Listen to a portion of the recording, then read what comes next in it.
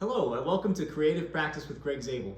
Today we're answering the question, how can you approach the style of Freddie Green?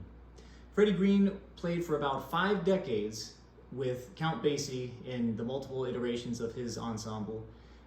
Played guitar. He played an acoustic archtop guitar, and if you're like me, when you were in jazz band in middle and high school, you don't have one of those.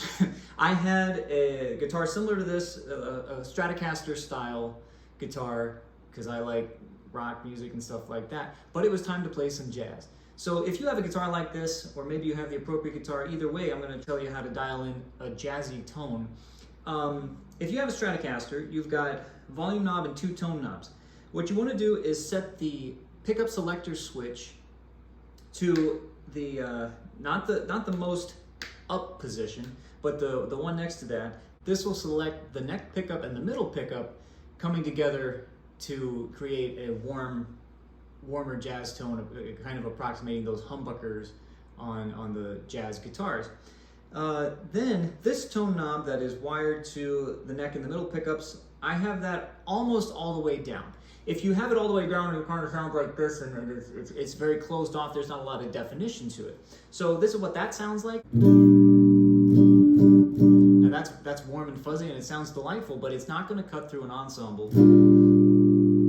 So just open it up just a little bit, not all the way, because that would sound like that's decidedly not jazzy, but just a little bit. So that the tone, there's some clarity there to the pitches that you're playing. All right. So Freddie Green, the notes that he played, he would grab chord shapes, but you only heard the notes on the D and G strings, or sometimes just one of those notes. Sometimes he would play a lot of single note counterlines to the bass line that sounded really great together. So as an example, but you see me, I'm strumming like the bottom 4 strings, and refer to my video on muting for more on how to achieve that sound. You're strumming multiple strings but only hearing one note. And today let's go over some chord voicings and a chord progression. This is similar to the last 8 bars of many tunes. It's similar to the end of All of Me. It's similar to the end of It Had to Be You. But this is just a kind of generic jazz chord progression. It's going to use F major 7. It's going to use F minor 6. It's going to use E minor 7. It's going to use E flat fully diminished 7. It's going to use D minor 7. A7. Just for a moment, back to D minor 7. And then G7, bring it on home to C6. All right? It's a chord progression that involves many of the chord qualities that you're going to find in big band charts that require the Freddie Green style of playing. So, what I'm going to do is I'm going to pulse the left hand. Think about it like this: strike, hold, release. Strike, hold, release. Strike, hold, release. Strike, hold, release. Strike, hold, release. You notice that's a 3-part process. It fits into a triplet. So you're striking the chord on the first beat of the first triplet subdivision. You're holding for the second, and you're releasing for the third. So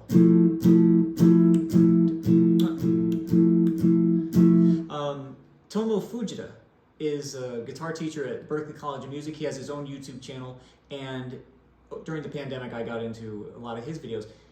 He practices this with an upstroke on that blank subdivision. He goes,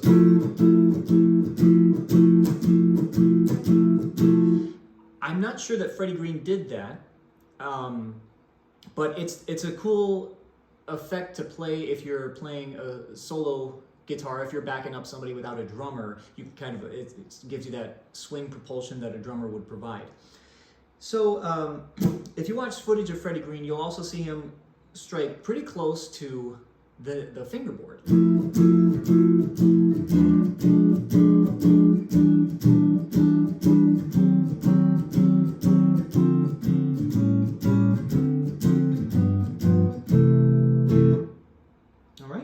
gives kind of a warm tone. I mean, it's a much warmer tone than certainly if you were by the bridge, that would be not jazzy.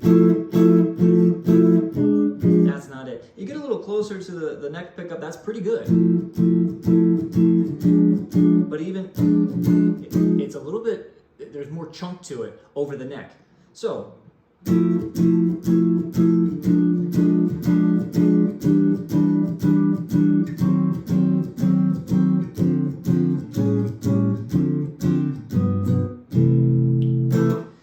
you notice I'm mostly staying, my root is on the A string for most of these chords.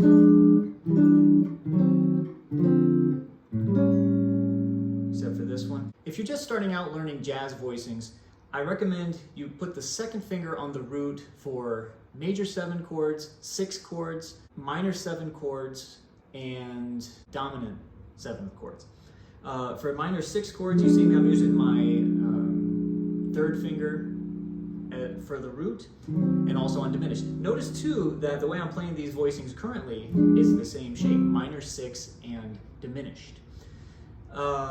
So what if I played this progression? You notice most of it's on the A string, except for the couple of moments where I go to the E string. What if I did the other voicings of this? I'm going to play the root on the E string, and I'm going to keep my 3rd and my 7th on those middle 2 strings, the D and the G strings. So then my voicings would look like this.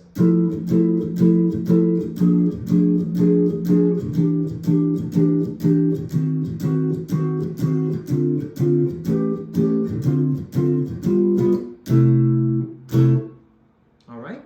Soon I'm planning to make a video about how you can use the 2-4-1-2-4-1-3 scale shape to create and discover some of these chord voicings. So be on the lookout for that. But here's that chord progression one more time. Actually, I'm going to play it twice. First on the A string and then on the E string, so you can hear and get the Freddie Green style in your ears. The best thing to do is to listen to Freddie Green himself with the Count Basie Orchestra. Also, there's another great player who plays, or at least he used to play with the Jazz at Lincoln Center Orchestra, James Cirillo. He's got a few videos breaking down this technique, and he's somebody to know and check out. So here I am demonstrating first on the A string, then on the E string. 1, 2, ready, go.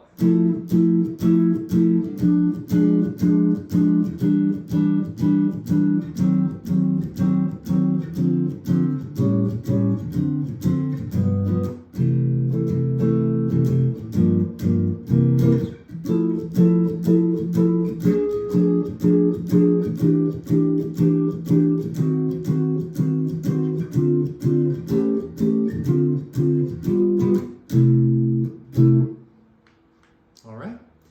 Thank you very much for watching, and have fun being creative.